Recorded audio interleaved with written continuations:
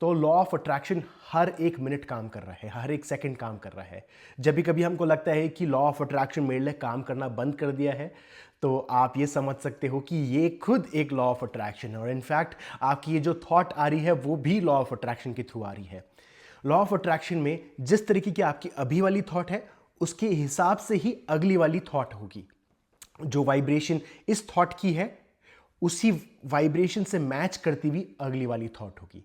ऐसे करके अगर आप 17 सेकंड्स तक, 17 सेकंड्स तक अगर आप एक ही थॉट के बारे में, एक ही वाइब्रेशन के बारे में सोचते हुए जाते हो, उसके बाद आप एक मोमेंटम में जा रहे हो। ऐसे करके अगर आप अपने आप को 1 मिनट तक खींचते हो पॉजिटिव थॉट में फोकस करके, तब आपने एक पॉजिटिव मोमेंटम क्रिएट किया है। अब इसको हम आर्टिफिशियली क्रिएट कर सकते हैं या ये नेचुरली भी होता है। जैसे हम सुबह उठते हैं, हमारे पास एक अपॉर्चुनिटी होती है कि हम अपने थॉट्स को पॉजिटिव डायरेक्शन में लेके जाएं, हम अपनी थॉट्स को एक ऐसे डायरेक्शन में ले जाएं जहां पर हम पॉजिटिव वाइब्रेशन में रहें।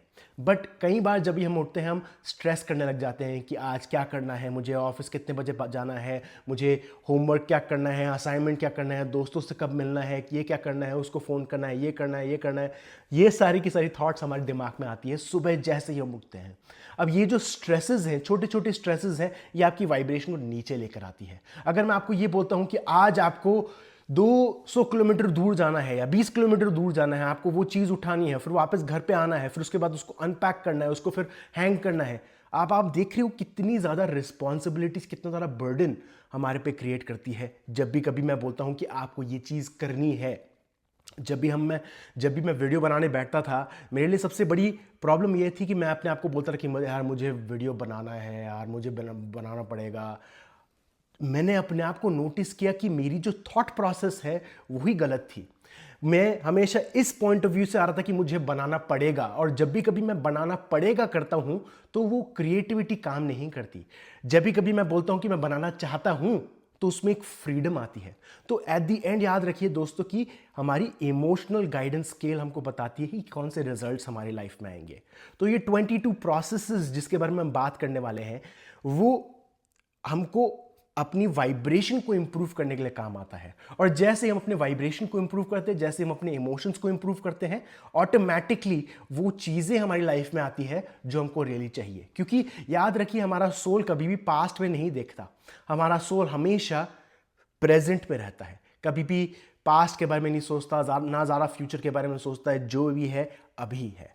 अगर आपका माइंड बोलता है कि यार मुझे वो चीज़ नहीं करनी चाहिए थी, मैंने गलती की, मैंने पिछले साल गलती की थी, कल गलती की थी, तो वो जो गलतियां जो आपने की है, ये जो रिग्रेट्स हैं, ये आपको अपनी वाइब्रेशन में रोक के रखते हैं। बट आपका सोल कभी भी पीछे नहीं देखता। आपने जो भी गलतियां की है कभी भी पीछे मुड़कर नहीं देखता, वो हमेशा अभी देखता है। वो बोलता है कि अभी क्या करोगे, अभी क्या करोगे, अभी क्या करोगे। क्योंकि जब भी कभी आप अपने आप को अपनी नेगेटिव फीलिंग से डिस्कनेक्ट करते हो, आप ऑटोमेटिकली ऊपर की तरफ आते हो। एब्राहम हिक्स इसको इस तरीके से समझाती है कि मान लो अगर आपका एक रबर का पीस है, एक बलून है, उसको अगर आप पानी में डाल के रखते हो, उसी तरीके से हमारे इमोशंस हमको, नेगेटिव इमोशंस हमको वो पानी में नीचे बांध के रखते हैं। और जैसे हम अपने आप को डिसएंगेज करते हैं उस नेगेटिव इमोशंस के साथ, तो हम ऑटोमेटिकली ऊपर की तरफ आते हैं, हमारी वाइब्रेशन ऑटोमेटिकली ऊपर की तरफ आती है। बशार करके एक बहुत बड़े चैनलर हैं, वो भी कहते हैं कि जो चीज़ें हम रियली चाहते हैं वो खुद चाहती है हमारी लाइफ में आना, और जो चीज़ें हम अपनी लाइफ से निकालना चाहते हैं वो खुद चाहती है कि हमारी लाइफ से निकलना। बट पकड़ के कौन बैठा है? हम खुद पकड़ के बैठे हैं। और कैसे पकड़ के बैठे हैं? हम अपने थॉट्स और इमोशंस के लेवल पे पकड़ के बैठे हैं। जिस तरीके की हमारी थॉट्स आती है, उस तरीके से हमारे इमोशंस क्रिएट होते हैं, और वो इमोशंस अब हमारी एक पैटर्न बन जाते हैं। डॉक्टर जो डिस्पेंजा बोलते हैं कि ये इमोशंस हमारा एक ड्रग बन जाते हैं। अगर आप जानते हो कि कई सारे लोग अपने काम को बहुत ज़्यादा हाई स्ट्रेस एनवायरनमेंट में काम करते हैं, उनको आप देखिए, कभी भी अगर आप उनको नोटिस करते हो छुट्टी के दिन पे कैसे रहते हैं, छुट्टी के दिन पे भी उनको वो रिलैक्सेशन नहीं मिलेगी, क्योंकि उनका वो स्टेट ऑफ माइंड बन चुका है स्ट्रेस में रहने का।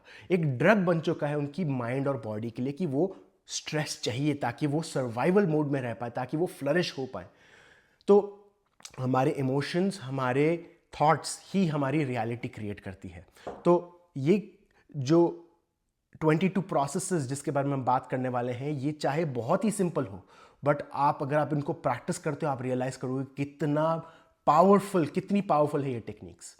एक चीज़ और बताना चाहूँगा कि ये जैसे मैं आपको इमोशनल ये सारे के सारे प्रोसेसेस बताना चालू करूँगा, इनमें मैं ज़्यादा डिटेल में नहीं जाऊँगा, बट अगर आप ज़्यादा डिटेल चाहते हो तो आप कमेंट बॉक्स में पोस्ट कर सकते हैं।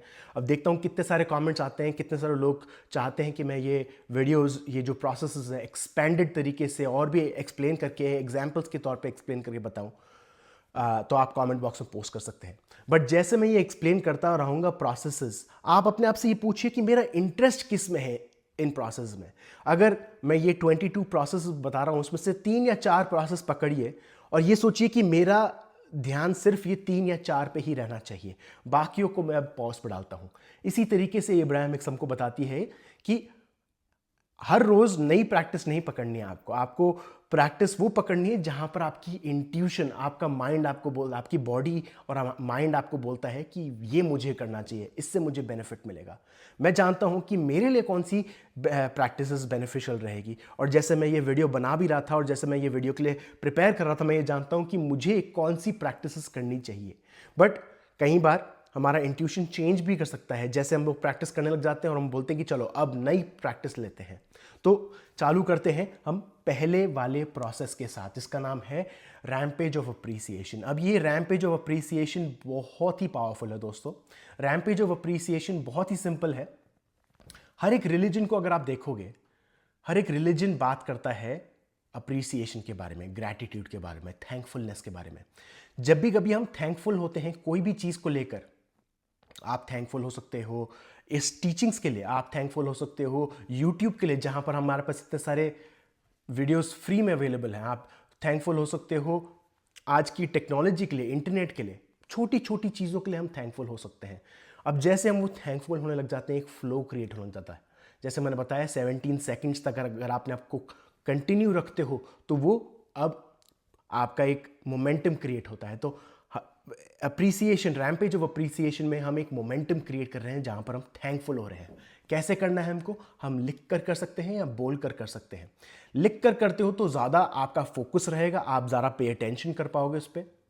बट अगर आपके पास टाइम नहीं है तो आप बोल कर सकते हो। कैसे? जैसे मैंने बताया कि मैं बहुत थैंकफुल हूँ यूट्यूब के लिए, मैं थैंकफुल हूँ इंटरनेट के लिए, मैं थैंकफुल हूँ इस कैमरा के लिए, मैं थैंकफुल हूँ कैमरा होल्डर के लिए, मैं थैंकफुल हूँ कि मेरे वाइफ ने घर खराब नहीं करी है ताकि मैं वीडियो क्रिएट कर पाऊँ, मुझे घर क्लीन करने की ज़रूरत नहीं पड़ी। मैं थैंकफुल हूँ मेरे अपने आईपैड के लिए, जैसे जहाँ पर मैं अपने नोट्स बना सकता हूँ। मैं थैंकफुल हूँ अपने स्वेटर के लिए, अपने माइक के लिए। ऐसे करके छोटी छोटी छोटी चीज़ों को हम जब थैंकफुल होने लग जाते हैं, आप नोटिस करोगे कि आपका जो थैंकफुलनेस है, चीज़ें हैं, बहुत एफर्टलेसली आने लग जाएंगी। अब आप एक फ्लो में आ चुके हो जहाँ पर वो पॉजिटिव वाइब्रेशन अब आपने क्रिएट की है। तो कब करना है? जब भी कभी आप फ्री हो, जब भी कभी आपका मन करे आप कभी भी कर सकते हो ये रैम्पेज ऑफ अप्रिसिएशन। बट जब आप सुबह उठकर करते हो तो सबसे ज़्यादा पावरफुल रहता है, क्योंकि आप अपने माइंड को अट्यून कर रहे हो, प्राइम कर रहे हो पॉजिटिविटी के लिए। और हाउ लॉन्ग करना है? 5 या 10 मिनट तक आप कर सकते हो कंटिन्यूसली। ज़्यादा आपको एफर्ट्स पुट इन नहीं करनी है, बहुत ही एफर्टलेस होना चाहिए। और कब करना चाहिए? जब आपका मूड अच्छा हो, पॉजिटिव मूड हो, ज़्यादा नेगेटिव मूड नहीं हो, क्योंकि नेगेटिव मूड से हम रैम्पेज ऑफ अप्रिसिएशन नहीं कर सकते। दूसरी टेक्निक है हमारी मैजिकल क्रिएशन बॉक्स। अब मैजिकल क्रिएशन बॉक्स में हमको सिंपल काम ये करना है कि एक छोटा सा बॉक्स रखना है। उस बॉक्स में हम, एब्राहमिक्स कहती है कि वो बॉक्स फिजिकल हो सकता है, वर्चुअल हो सकता है या इमेजिनरी हो सकता है। बट मेरा आपके लिए सजेशन ये रहेगा कि आप इसको फिजिकल रखिए अभी के लिए, क्योंकि फिजिकल रखने से हमको वो दिखती है चीज़, उस पर हम एक्शन ले सकते हैं, उसको देख के हमारी वाइब्रेशन इंप्रूव होती है। तो वो छोटा सा बॉक्स रखिए और उसमें आप छोटे पीसेस ऑफ पेपर पे लिखने लग जाइए कि क्या चाहिए आपको। एक छोटा स्टिकी नोट ले सकते हो और उस पर लिखने लग जाइए कि मैं चाहता हूँ कि मेरा दिन आज बहुत अच्छा जाए, और उसको फोल्ड करके आप डाल दीजिए। और उसके बाद लिख लिए कि कोई भी ऐसी चीज़ लिखिए कि मैं चाहता हूँ कि आज मुझे कोई छोटी सी एक चीज़ गिफ्ट करे, या आज या इस हफ्ते या इस महीने, जो भी है। ऐसे करके आप छोटे छोटे डिज़ायर्स अपने उसमें डालने लग जाएंगे। अगर आपको घड़ी चाहिए, कोई अच्छी सी लग्जरी वॉच चाहिए या कार चाहिए, उसकी पिक्चर फोल्ड करके उस पर आप अपने कमेंट्स लिखकर डाल दीजिए उस बॉक्स में। उस बॉक्स को आप खोल के देखिए, अपना अलाइनमेंट इंप्रूव करिए। जब भी कभी आप चाहते हो कि आप अपने आप को गोल्स पे फोकस करना चाहते हो, तो आप उसको देख सकते हो, उसमें चीज़ें देख सकते हो कि कौन सी चीज़ें हैं, और उसको पढ़ सकते हो, जिससे आपकी वाइब्रेशन इंप्रूव होगी। ये ऑलमोस्ट एक विजुअलाइजेशन टेक्निक है। आप इसको वर्चुअल भी कर सकते हो, जहाँ पर गूगल पे आप पिक्चर सेव कर सकते हो, या आप पिंटरेस्ट करके एक ऐप है, वहाँ पर आप चीज़ें अपलोड कर सकते हो। पिंटरेस्ट में आपको कोई भी चीज़ पसंद आती है, कोई भी पिक्चर्स पसंद आती है, कोई भी कोट्स पसंद आते हैं, आप उसको सेव करने लग जाइए और उसको पिन करने लग जाइए। बट बात यह है कि कई बार हम उनको देखना भूल जाते हैं, तो फिजिकल बॉक्स करना बहुत ज़्यादा ईजी रहेगा। तो कब करना है? आप कभी भी कर सकते हो, कोई भी दिन में कहीं भी कितनी बार भी कर सकते हो। कोई भी चीज़ पसंद आती है आपको, आप मेंटल पिक्चर रख सकते हो उसकी, और उसके बाद घर पे जाके वो चीज़ को लिख सकते हो, या उसकी पिक्चर आप डाल सकते हो उस बॉक्स में। और ये कब करना है? जब भी कभी आपको अपनी विजुअलाइजेशन को फन तरीके से क्रिएट करना है। नेक्स्ट है हमारी द क्रिएटिव वर्कशॉप। अब क्रिएटिव वर्कशॉप एक अलाइनमेंट वर्कशॉप है, जहां पर आप अपने बॉडी, होम और रिलेशनशिप और वर्क पे फोकस करोगे। ये 4 एरिया है। आप अपनी बॉडी, होम, रिलेशनशिप और वर्क पे फोकस करोगे। उसके बाद हर एक चीज़ के बारे में आप लिखने लग जाओगे कि आइडियल सिचुएशन क्या रहेगी। मैं चाहता हूँ कि काम पे क्या हो आज, मैं चाहता हूँ मेरी बॉडी के रिलेटेड क्या हो आज, मैं चाहता हूँ मेरे रिलेशनशिप से रिलेटेड क्या हो। ऐसे करके आप रोज़ लिखने लग जाते हो, और आप एक आइडियल सिचुएशन क्रिएट करते हो कि मैं चाहता हूँ कि ये चीज़ हो, मैं चाहता हूँ वो चीज़ हो। अब इस चीज़ से हम अपनी क्रिएटिविटी बढ़ा रहे हैं। अगर आप इमोशनल गाइडेंस स्केल पे देखोगे तो क्रिएटिविटी बहुत टॉप पे आती है। जब भी कभी हम क्रिएटिव एक्टिविटी में घुसते हैं, तो हमारी वाइब्रेशन ऑटोमेटिकली इंप्रूव होती है। तो उसको अगर आप प्रैक्टिस करोगे, आप देखोगे कितना ज़्यादा पॉजिटिव रिजल्ट क्रिएट होता है। तो कब करना है? कि कहीं भी कभी भी कर सकते हो आप। दिन में सुबह के टाइम पे करते हो तो ज़्यादा अच्छा रहेगा, क्योंकि आप अपने आप को अलाइन कर रहे हो। ऑलमोस्ट वही सेम जर्नलिंग प्रैक्टिस हो गई। और उसके बाद आपको 10 या 15 मिनट स्पेंड करने हैं इस पे, आपको फोकस करना है 10-15 मिनट तक, और उसके बाद आप इस प्रोसेस को बंद कर सकते हो। नेक्स्ट है प्रोसेस हमारा वर्चुअल रियलिटी। अब आपको पेपर पे एक वर्चुअल रियलिटी क्रिएट करनी है कि आप सुबह उठ रहे हो और आपकी लाइफ में ये सब चीज़ें हैं, आपकी लाइफ में ये सब चीज़ें सपोर्ट करने के लिए है। जो रियली डिज़ायर है आपका, उसकी आप एक वर्चुअल रियलिटी क्रिएट कर रहे हो। एक ऐसे रियलिटी क्रिएट कर रहे हो जहाँ पर वो चीज़ हो चुकी है, और आप उस लाइफ में हो। आपको विजुलाइज करना है इस तरीके से, आपको लिखनी है वो स्टोरी इस तरीके से कि वो आपकी लाइफ में ऑलरेडी है। और उसके साथ आपको अपने सेंसेस को इन्वॉल्व करना है। आप क्या सुन रहे हो, क्या सुबह उठकर अगर आप का एक अलार्म चल रहा है, बहुत ही ब्यूटीफुल अलार्म चल रहा है आपके नए आलीशान घर में, तो उसकी अलार्म की आवाज़ आ रही है। आप अपने वार्म बेडशीट को फील कर पा रहे हो। आप उतरते हो, फिर उसके बाद आप नीचे, आपका जो कारपेट है वो प्योर वेलवेट का कारपेट है, आप वेलवेट कारपेट को फील कर सकते हो। फिर उसके बाद बाहर आपको आवाज़ें आ रही है अच्छे बर्ड्स की या एनिमल्स की। आप एक फॉरेस्ट वाले एरिया पे हो, या आपके आसपास एक वाटर बॉडी है, आप पानी के बहने की आवाज़ आपको आ रही है। आपकी आंखें खुलती है, आपको दिखती है एक ब्यूटीफुल वॉल, वहाँ पर आपके पूरे के पूरे पोस्टर्स लगे हुए हैं, आपके एक्कलेड्स लगे हुए हैं, आपके अवार्ड्स रखे हुए हैं। जो चीज़ आप विजुलाइज करना चाहते हो, उस तरीके से आप विजुलाइज करना चालू करिए।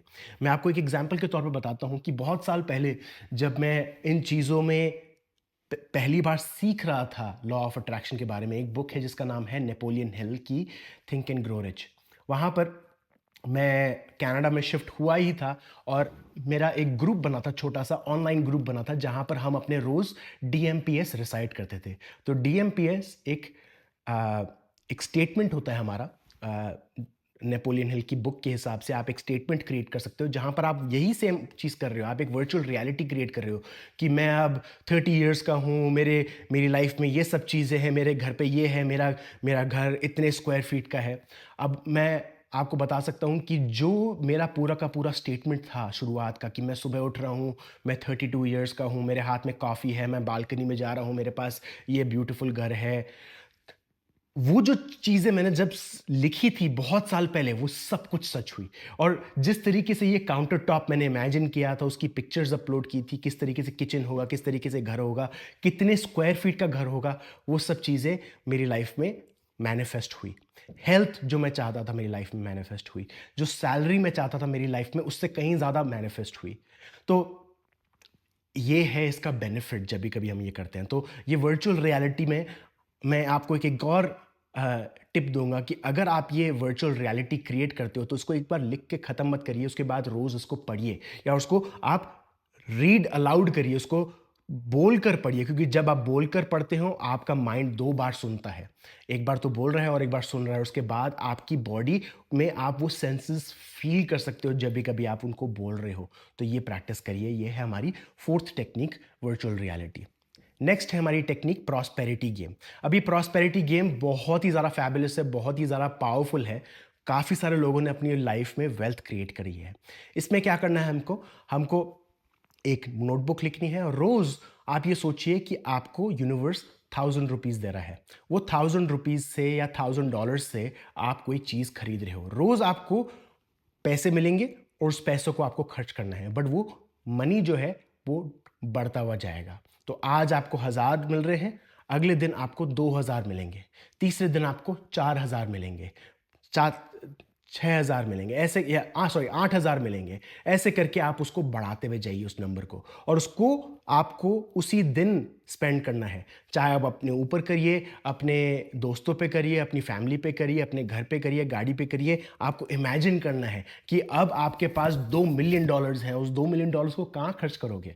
आपको ये लिखना है, और जब आप लिखने लग जाते हैं हम अपनी क्रिएटिविटी को इम्प्रूव करते हैं। और एक और बहुत बड़ी चीज़ होती है कि हम अपने कंफर्ट लेवल को इम्प्रूव करते हैं, क्योंकि काफ़ी सारे लोगों के साथ प्रॉब्लम ये है कि वो चाहते हैं बहुत ज़्यादा पैसा, बट खर्च नहीं करना चाहते, वो स्पेंड नहीं करना चाहते। कि जब भी कभी हम बाहर जाते हैं, हम वो अपने दिल की नहीं सुनते, जो हमको नई चीज़ें चाहिए हम वो खरीदते नहीं हैं, क्योंकि हमारा दिल चाहता है बट हमारा माइंड रोकता है। तो इस प्रैक्टिस से हम अपना कंफर्ट जोन बढ़ा रहे हैं। अब मेरे पास $2 मिलियन हैं, आज नहीं स्पेंड करूंगा तो खत्म हो जाएंगे, मेरे को नहीं मिलेंगे।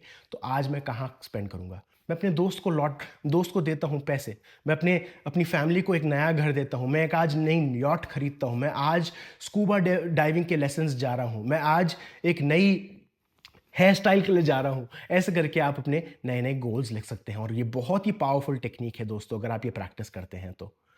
उसके बाद आती है हमारी इवैल्यूएटिंग ड्रीम्स। ये बहुत सिंपल टेक्निक है। जैसे कभी आप उठते हो, आपको अपनी ड्रीम्स को एनालाइज करना है कि आपकी ड्रीम्स क्या कह रही है, क्योंकि आपकी ड्रीम्स कहीं ना कहीं आपको इंडिकेट करती है कि आपकी वाइब्रेशन लेवल कहाँ पर है, या आपको कहीं ना कोई क्रिएटिव प्रोसेस के बारे में कुछ बताती है कि आपको इस इंडस्ट्री में जाना चाहिए, आपको अपनी जॉब चेंज करनी चाहिए, आपको ये करना चाहिए, वो करना चाहिए। आपके ड्रीम्स में आपको मैसेजेस आते हैं। तो ये एक प्रोसेस है। उसके बाद अब हम शिफ्ट करते हैं हमारी मिड रेंज प्रैक्टिसेस में, जहां पर आपका मूड बहुत पॉजिटिव नहीं है बट थोड़ा बहुत ऑप्टिमिस्टिक हो, थोड़ा बहुत मिड लेवल पे हो। तो चालू करते हैं हमारी बुक ऑफ पॉजिटिव एस्पेक्ट्स। ये बहुत ही पावरफुल रही है मेरी लाइफ में, कि आपको अपनी एक एक बुक रखनी है, एक नई फ्रेश बुक लेनी है, उस बुक में लिखना चालू चालू करिए हर एक टॉपिक के बारे में। आपकी लाइफ में अगर आपको मनी की कमी है तो आप मनी के बारे में पॉजिटिव चीज़ें लिखने लग जाइए, बट चालू करिए उन चीज़ों के बारे में लिखना जो आपके लिए एफर्टलेस है क्रिएट करना। मतलब अगर आपकी लाइफ में रिलेशनशिप आपका बहुत अच्छा चल रहा है तो उसके बारे में पॉजिटिव चीज़ें लिखने लग जाइए। अगर आपका काम बहुत अच्छा चल रहा है तो काम के बारे में पॉजिटिव चीज़ें लिखने लग जाइए।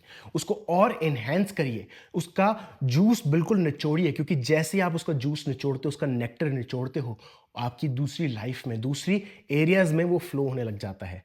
जैसे मैंने आपको बताया था कि अगर आपकी लाइफ में 10 चीज़ें हैं और 10 चीज़ों में से 2 चीज़ें सही नहीं चल रही और 2 चीज़ों की को आप काफ़ी टाइम से मैनिफेस्ट करने की कोशिश कर रहे हो, तो आप बाकी 8 चीज़ों पे फोकस करिए। तो यही है ये बुक ऑफ पॉजिटिव एस्पेक्ट्स, जहाँ पर उन 8 चीज़ों पे आप फोकस कर रहे हो और उसको आप पूरी तरह से निचोड़ रहे हो, उसके पूरे नेक्टर को आप चूस रहे हो। उसको अगर आप पूरी तरह से यूटिलाइज करने लग जाओ और सही डायरेक्शन में करने लग जाओ, वो आपका फ्यूल बन जाता है आपकी नई लाइफ क्रिएट करने में। तो positive book of positive aspects, ये बुक फ्रेश होनी चाहिए और उसको आपको रोज लिखना है सुबह उठकर। कोई भी टॉपिक आपकी लाइफ में जिसके लिए आप ग्रेटफुल हो, उसके लिए आप पॉजिटिव एस्पेक्ट्स लिखने लग जाइए। एक पर्सन को चुनिए, जैसे मान लो अगर आपकी वाइफ हो गए, आपके हस्बैंड हो गए, आपका कोई भी पार्टनर हो गया, आपके मॉम डैड, जो भी चीज़ है, आपका बॉस, उसके बारे में चीज़ें लिखने लग जाइए कि कैसे आपको वो सपोर्ट करता है, कैसे आपको वो हेल्प करता है। कई बार आपकी लाइफ में कोई चीज़ें प्रॉब्लम क्रिएट हुई थी, कई बार उसने आपकी हेल्प की थी। जब आपको ज़रूरत थी वो हमेशा आपके लिए रहा। हमेशा आपका मज़ाक नहीं उड़ाता है, मज़ाक उड़ाता भी है तो हेल्प करता है। ऐसे करके उन चीज़ों के बारे में लिखने लग जाइए कि कभी अब आपको शेम नहीं करता। जो भी चीज़ें हैं आप उनके बारे में लिखने लग जाइए। अगर आपकी लाइफ में कोई पेट्स है उसके बारे में भी लिख सकते हो।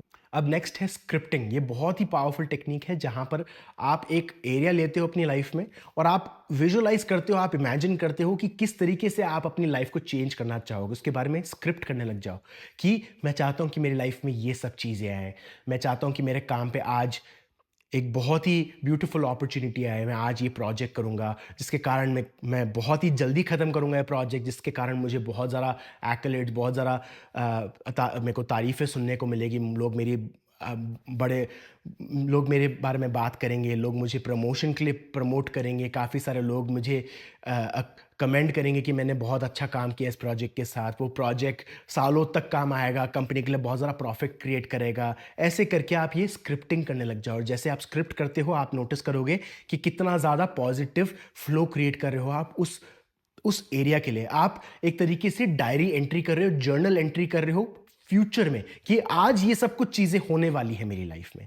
इसका नाम है स्क्रिप्टिंग। कैसे करना है? सुबह करना है, 5-10 मिनट स्पेंड करने हैं, एक एरिया को चुनना है और उसके बाद फ्यूचर डायरी एंट्री करनी है। नेक्स्ट है सेगमेंट इंटेंडिंग। अब ये बहुत ही ज़्यादा पावरफुल रहा है दोस्तों हर एक पर्सन के लिए कि कहीं भी आप ये नोटिस करिए कि जैसे ही आपका एनवायरनमेंट चेंज होता है, जैसे ही आपकी एक्टिविटी चेंज होती है, काम चालू करने से, वो एक्टिविटी चालू करने से पहले, उस सेगमेंट को चालू करने से पहले आपको छोटा सा एक इंटेंशन डालना है कि मैं चाहता हूं कि मेरे को ये रिजल्ट मिले मेरी लाइफ में।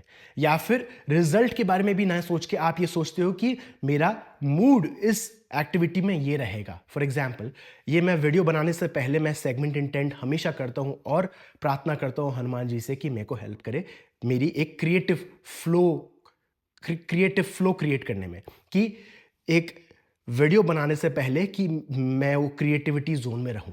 और कई बार मेरा वो क्रिएटिविटी जोन नहीं बन पाता तो मैं अपने आप को पॉज करता हूं और वापस सेगमेंट इंटेंट करता हूं। और कई बार मुझे पता चलता है कि वो क्रिएटिव फ्लो में इसलिए नहीं था क्योंकि मेरे पास शायद एक स्क्रिप्ट प्रिपेयर नहीं थी, या फिर मेरा माइक चार्ज नहीं था, या मेरा फ़ोन चार्ज नहीं था। ऐसे करके कई बार मेरे पास ऐसी सिचुएशंस आई हैं। बट सेगमेंट इंटेंडिंग हमेशा काम करती है जब भी कभी आप कोई नई एक्टिविटी चालू करने वाले होते हो, कोई नए सेगमेंट में जाने वाले होते हो। एब्राहम हिक्स एक एग्जाम्पल बताती है कि आप मान लो एक नए रूम में जा रहे हो जहाँ पर बहुत सारे लोग बैठे हुए हैं। अब उस रूम में जाने से पहले काफ़ी सारे लोगों की अलग अलग थॉट्स होगी, अलग अलग वाइब्रेशंस होगी। आप उस रूम जाने से पहले अपने आप को सेगमेंट इंटेंट कर रहे हो, अपने आप को अलाइन कर रहे हो और बोलते हो कि इस रूम में मैं जाऊंगा और सब लोगों को मैं खुश करूंगा, मैं अपने आप को एक पॉजिटिव स्टेट में रखूंगा, लोग मेरी क्रिएटिविटी को की बहुत ज़्यादा तारीफ़ें करेंगे और मैं बहुत ज़्यादा एक पॉजिटिव स्पेस में रहूँगा, मैं लोगों के इन्फ्लुएंस में नहीं आऊँगा और मैं वापस उस रूम से निकलूँगा बहुत ही नरिश्ड और फुलफिल्ड। ऐसे करके आप एक सेगमेंट बना सकते हो। ये इंटरनल थॉट प्रोसेस है, अपने आप को अट्यून कर रहे हो हर एक सेगमेंट में जाने से पहले। ये बहुत ही अमेजिंग टेक्निक है, आप इसको प्रैक्टिस कर सकते हैं। Wouldn't it be nice? एक ऐसी टेक्निक है जहां पर आप अपने आप को बोलते हो कि कितना अच्छा होता, कितना अच्छा होगा अगर मेरी लाइफ में ये होगा, कितना अच्छा होगा मेरी लाइफ में अगर ये होगा। आप अपने आप को एक क्रिएटिव एक क्वेश्चन के तौर पे आप अपने आप से पूछ रहे हो। अब ये बहुत ज़्यादा पावरफुल तब रहती है जब हमारे पास बहुत ज़्यादा रेजिस्टेंस है कोई चीज़ को लेकर। अगर आप चाहते हो कि आपकी लाइफ में एक पार्टनर आए बट आप नहीं मैनिफेस्ट कर रहे, बट आप ये सोच रहे हो कि वुडंट इट बी नाइस कि अगर आज मैं अपनी क्लासेस के लिए जा रही हूँ और मुझे एक रैंडमली एक पर्सन मिलता है जो मेरे लिए बना है और मेरे माइंडसेट से मैच करता है, मेरे हार्ट से मैच करता है, जो एनर्जी मैं चाहती हूँ या चाहता हूँ वो उस एनर्जी से मैच करता है। वुडंट इट बी नाइस कि अगर वो पार्टनर भी वही सेम स्किल्स या वही सेम इंटरेस्ट है जो मुझे भी है। वुडंट इट बी नाइस कि उसको भी वही सेम गोल्स हैं जो मुझे हैं। वुडंट इट बी नाइस कि मैं आज उस पर्सन से मिलता हूं जो मुझे मेरे बिजनेस में हेल्प करेगा। ऐसे करके आप अपने आप को क्वेश्चन के तौर पर पूछ सकते हो। ये बहुत ही अमेजिंग टेक्निक है जहां पर आप अपने आप को रेजिस्टेंस से बाहर निकाल सकते हो। नेक्स्ट है विच थॉट फील्स बेटर। ये 13th टेक्निक है जहां पर अपने आप से पूछ रहे हो कि कौन सी थॉट बेटर फील कर रही है। क्या मैं स्ट्रेस्ड फील करना पसंद करता हूं या मैं एंगर्ड फील करना पसंद करता हूं? क्या मैं ब्लेम करना पसंद करता हूँ या मैं ऑप्टिमिस्टिक या पेसिमिस्ट फील करना पसंद करता हूँ। आप इमोशनल गाइडेंस स्केल में देखिए, जहाँ पर आप हो, कोई सी भी आप इमोशन को चुनिए जहाँ पर आप सोचते हो आप हो। उसके बाद नेक्स्ट वाली थॉट को चुनिए। आप अपने आप से पूछिए कि मैं क्या नेगेटिव पसंद फील करना पसंद करता हूँ या फिर थोड़ा बहुत ऑप्टिमिस्टिक फील करना पसंद करता हूँ। ऑटोमेटिकली आपका माइंड बोलेगा कि ऑप्टिमिस्टिक फील करना पसंद करता हूँ। तो आप अपने आप को आप वे करोगे कि कौन सी गाइडेंस स्केल में कहाँ पर आप बैठते हो। उसके बाद नेक्स्ट वाली इमोशन को चुनिए और उसके पूछिए कि कौन सी थॉट फील बेटर करती है। Next, clearing clutter cutter clearing clutter बहुत सिंपल है कि जैसे आप अपने रूम को, अपने ऑफिस को, अपने घर को क्लीन करने लग जाते हो, आपका थॉट प्रोसेस और आपकी इमोशनल वाइब्रेशन ऑटोमेटिकली इंप्रूव करने लग जाती है। तो अगर आपका घर खराब है, आपकी सराउंडिंग्स खराब है, तो आपका पहला काम ये बनता है कि इस चीज़ से पहले चालू करिए, क्योंकि जैसे आप अपने आप को क्लियर करने लग जाते हो, आपका माइंड क्लियर होने लग जाता है। नेक्स्ट है वॉलेट प्रोसेस। अब ये 15th प्रोसेस है। आप अपने अपने वॉलेट में $100 या $200 या जितना जितना या 100,000, 2,000, 3,000 जितना जितना मनी आप रख सकते हो, उसको आप अपने वॉलेट में रखिए, बट उसको बिल्कुल स्पेंड मत करिए, कोने वाले पॉकेट में रखिए। और जैसे आप शॉपिंग करने जाते हो, आप बोलते हो मैं ये चीज़ खरीद सकता हूँ, मैं ये चीज़ खरीद कर सकता हूँ, मैं ये चीज़ खरीद सकता हूँ। अब ये टेक्निक बहुत ज़्यादा पावरफुल है जिन लोगों को स्पेंडिंग हैबिट है, बट आप अपने माइंड में वो स्पेंड नहीं कर रहे, बट आप अपने आप को ये बोल रहे हो कि मैं ये भी खरीद सकता हूँ, मैं ये भी खरीद कर सकता हूँ, मैं ये भी खरीद कर सकता हूँ। आप अपने आप को बोल रहे हो कि मैं ये सब चीज़ें खरीद सकता हूँ, बट मैं खरीद नहीं रहा, क्योंकि मेरा एक इंटेंशन है कि मैं इस पैसे को सेव करना चाहता हूँ। अब ये सेविंग आप एक प्रिजर्व्ड या एक लैक माइंडसेट से नहीं आ रहे। अब आप एक गेमिफाई कर दिया आपने इस प्रोसेस को। जब आप उस पैसे को सेव कर रहे हो, तो आप ये बोल रहे हो कि मैं इस पैसे को बढ़ाऊंगा, इसको क्रिएट करूंगा, इससे और भी चीज़ें क्रिएट करूंगा। आपने इसको गेमिफाई कर दिया है। इसलिए काफ़ी सारे लोग ये क्वेश्चन पूछते हैं कि लॉ ऑफ अट्रैक्शन में कि कहा जाता है कि सेविंग खराब है, सेविंग नहीं करनी चाहिए, क्योंकि सेविंग बताता है कि आप एक लैक माइंडसेट से आ रहे हो। आपको पैसे खर्च करने चाहिए क्योंकि आप एक अबंडेंस माइंडसेट से आ रहे हो। बट अगर आप देखा जाए, काफ़ी सारे लोग ऐसे हैं जो अपनी सेविंग के तौर पे मिलियनर्स बन रहे हैं। क्यों? क्योंकि उन्होंने अपने आप को उस सेविंग प्रोसेस को उन्होंने गेमिफाई किया है, उसको अपने उन्होंने फन क्रिएट किया है। मेरे लिए गेमिफाई प्रोसेस ये है कि जब भी कभी मेरे पास थोड़ा पैसा आता है, मैं उससे गोल्ड खरीदता हूँ, और वो गोल्ड खरीदने से मैं जानता हूँ कि एक मैं गेम क्रिएट कर रहा हूँ, मैं एक सेविंग क्रिएट कर रहा हूँ। तो ऐसे करके ये वॉलेट प्रोसेस काम करता है। नेक्स्ट है हमारा पिवटिंग। पिवटिंग ऑलमोस्ट वही सेम टेक्निक है जहां पर आप एक इमोशन को चुनते हो। अब ये बोलते हो कि मेरा ये इमोशन है, बट मैं अपने आप को इस इमोशन में चेंज करना चाहूंगा। अगर मानिए कि आपकी लाइफ में आपको फ्रस्ट्रेशन है, आपको बहुत ज़्यादा गुस्सा है, बट आप उसको आप पिवट कर सकते हो। आप ये बोल सकते हो, अपने आप से ये बोल सकते हो कि मैं जानता हूँ मैं बहुत ज़्यादा गुस्सा हूँ, मैं जानता हूँ मुझे मेरी लाइफ में ये चाहिए, मैं जानता हूँ कि काफ़ी टाइम से मैं ये कोशिश कर रहा हूँ, बट मैं ये भी जानता हूँ कि मैं काफ़ी टाइम से कोशिश कर रहा हूँ, कई बार मेरी लाइफ में वो चीज़ें आ रही है। मैं जानता हूँ कि कई बार इस नेगेटिव चीज़ों से कई बार कुछ कुछ पॉजिटिव चीज़ें भी आती हैं। मैं ये जानता हूँ कि कुछ ना कुछ चीज़ इससे पॉजिटिव क्रिएट हुई है। मैं जानता हूँ कि कहीं ना कहीं ये पॉजिटिविटी मुझे अपनी मेरी लाइफ में हेल्प करेगी। तो आप देख रहे हो, आपने फ्रस्ट्रेशन को पॉजिटिविटी में कन्वर्ट किया, आपने पिवट किया अपने आप को। ये है ये टेक्निक।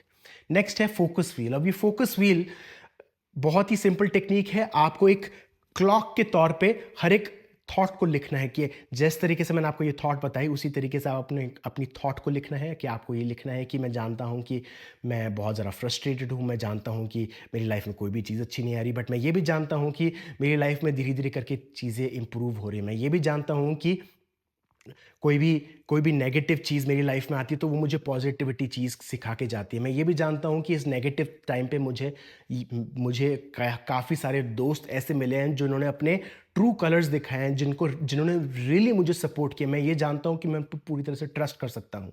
ऐसे करके आप एक फोकस व्हील क्रिएट करते हो। आप ये नोटिस करोगे कि नेगेटिव थॉट से आपका चालू होता है 1 o'clock, उसके बाद जैसे आप ये कंप्लीट करोगे 12 o'clock तक आप पॉजिटिव थॉट पे होगे। ऐसे करके आप एक थॉट लिखना चालू करिए, पूरे फोकस व्हील को कंप्लीट करिए, और उसके बाद आप नोटिस करोगे कि आपकी थॉट इंप्रूव होती हुई जाती है, bit by bit, bit by bit, bit by bit. इसमें और भी ज़्यादा चीज़ें हैं, हम चाहिए तो आगे चल के एक वीडियो बना सकते हैं, इसमें मैं और भी ज़्यादा एग्जाम्पल के तौर पर एक्सप्लेन कर सकता हूँ।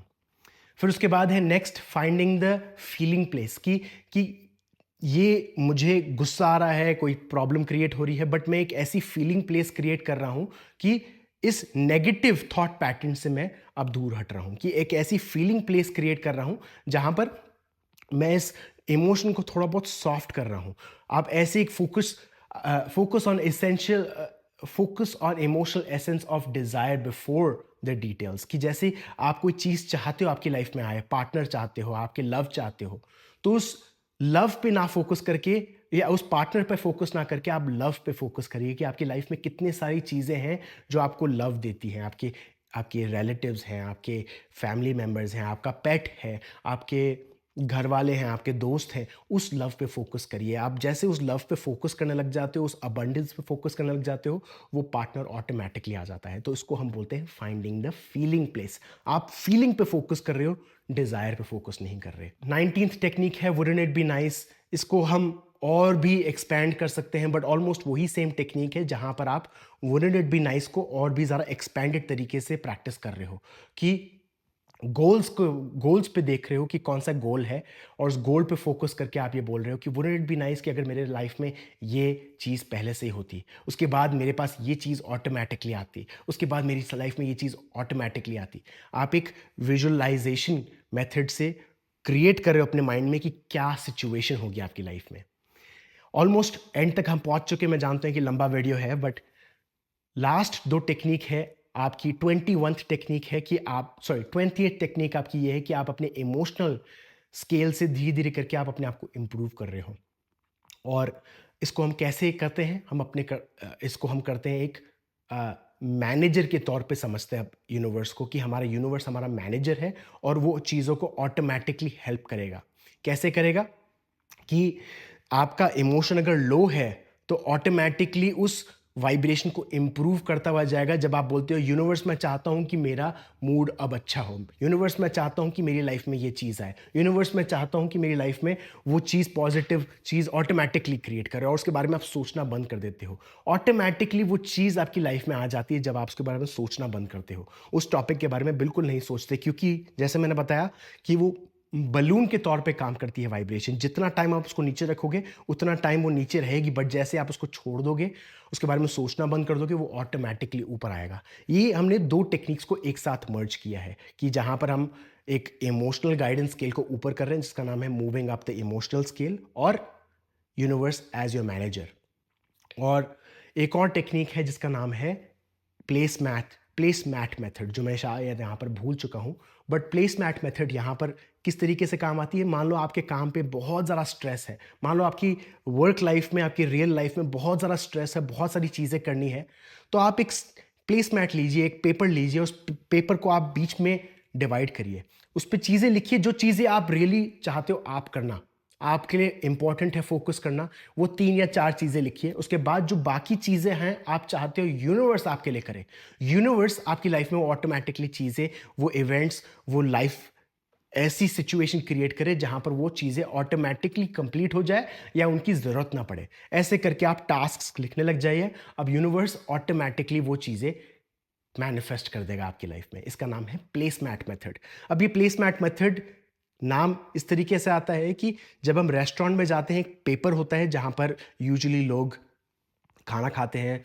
वो प्लेस मैट ज़्यादातर कई बार अगर आपने देखा होगा रेस्टोरेंट में, वो पेपर के तौर पे होता है। वो पेपर को पलट के इब्राहिम हिक्स ने ये टेबल बनाया था, सॉरी, एस्टर हिक्स ने इब्राहिम के साथ ये टेबल बनाया था, जहां पर उन्होंने अपने वर्क को डिवाइड किया था कि कौन सी चीज़ें उनके लिए बहुत ज़्यादा डिफिकल्ट थी, उन्होंने यूनिवर्स को अलॉट कर दिया, अब यूनिवर्स ने ऑटोमेटिकली वो चीज़ें की। ये प्लेस मैट मेथड बहुत ही ज़्यादा पावरफुल रहा है मेरी लाइफ में, मैं हर बार इसको यूज़ करता हूँ और मेरे को बहुत ज़्यादा बेनिफिशियल रहा है। अब हम चलते हैं लास्ट टेक्निक पे, और वो है रिलीजिंग डेट। अब कई सारे लोगों का डेट बहुत ज़्यादा बढ़ जाता है, बहुत ज़्यादा प्रॉब्लम क्रिएट कर देते हैं, और वो अबंडेंस माइंडसेट को गलत समझने लग जाते हैं कि मैं अबंडेंस माइंडसेट से ये भी चीज़ खरीद सकता हूँ, ये भी चीज़ खरीद सकता हूँ, ये भी चीज़ कर सकता हूँ, और वो क्रेडिट कार्ड खर्च करते हुए जाते हैं। बट प्रॉब्लम वो क्रिएट होती है कि जब हमको वो क्रेडिट कार्ड रीपे करना है, तो डेट पेमेंट का बहुत अच्छा ये तरीका ये है कि अगर आपकी लाइफ में डेट है या लोन्स हैं, उसको पे ऑफ करने का बहुत अच्छा तरीका ये है कि एक पेपर लिखिए, एक बुक लीजिए, और ऊपर से आप लिखिए टॉप पे कि मेरा ये इंटेंशन है कि मैं हर एक पर्सन को, हर एक लोन को पूरी तरह से इंटरेस्ट के साथ पे करूं, और कई कई सारे जगहों पे मैं उसको इंटरेस्ट के साथ या एडिशनल पैसों के साथ पे ऑफ करूं। अब ऊपर ये स्टेटमेंट आप डालते हो, एक इंटेंशन डालते हो, उसके बाद आप लोन को लिखने लग जाइए। अब लोन में जो छोटी छोटी अमाउंट्स है, छोटे छोटे लोन्स है, उसको आप धीरे धीरे करके पे ऑफ करने लग जाइए। पे ऑफ कैसे करोगे? आपका लोन मान लो 1,000 रुपए का लोन है, आपका छोटा सा लोन है, आपको दोस्त को पे ऑफ करना है। आज आपके अकाउंट में 10 रुपए हैं। उस 10 रुपए को आज आप उस दोस्त की तरफ डाल दीजिए। उसको आप लिख ले कि आज आपने 10 रुपए उस दोस्त को दे दिया, और उस पैसे को आपने सेपरेट रख दिया। ऐसे करके पैसे आते हैं आपके पास, एक एक करके $1 $1 $1 1 रुपए आप डालने लग जाइए। अब मैं जानता हूं कि 1,000 रुपए बहुत टाइम लगेगा उस एक एक रुपए पे ऑफ करने से, बट क्या होगा उससे? बेनिफिट ये रहेगा कि अब आप अपने डेट्स को अब आप अटैक करना चालू कर रहे हो, उस पे काम करना चालू कर रहे हो। कई बार जब डेट होता है, कई बार लोन होता है, हम उसको इग्नोर करते हैं, उसको हम देखते नहीं हैं, क्योंकि उससे हमारा फियर क्रिएट होता है। बट जैसे हम वो एक डॉलर डालना लग जाते हैं, उसके बाद हमारा वो जो डेट का जो बर्डन है वो कम होता हुआ जाता है। तो अगर आपके पास एक्सेस है, अगर अपने लोन को लेकर एक्सेस है कि आप अपने लोन को पे ऑफ कर सकते हो, तो आप अपने अकाउंट से वो एक एक रुपए, एक एक डॉलर, 10 रुपए, 100 रुपए, जितना आपका मिनिमम अमाउंट बनता है, उसको आप रोज डालने लग जाइए। अगर आप रोज नहीं डाल सकते, तो आप उसको वर्चुअली पेपर पे डालने लग जाइए कि आज आपने 10 रुपए उसमें डाले, 10 रुपए इस अकाउंट में डाले, 10 रुपए इस अकाउंट में डाले। ऐसे करके आप धीरे धीरे करके नोटिस करोगे कि आपका अब लोन अकाउंट्स जो है, आप लोन पे ऑफ करते हुए जाओगे। तो ये है टेक्निक्स। मैं जानता हूं कि थोड़ा बहुत लंबा वीडियो बन गया, किस तरीके से ये टेक्निक्स काम करती है, बट आई होप ये बेनिफिशियल रहा हो दोस्तों आपके लिए। अगर कोई क्वेश्चंस हैं, आप नीचे कमेंट बॉक्स में पोस्ट कर सकते हैं। अगर आप चाहते हो कि कोई भी ऐसी टेक्निक पे मैं एक्सपैंड करूं, उस पर एक प्रॉपर वीडियो बनाऊं, तो नीचे कमेंट बॉक्स में पोस्ट कर सकते हैं, और मैं जल्दी वो वीडियो बनाऊंगा।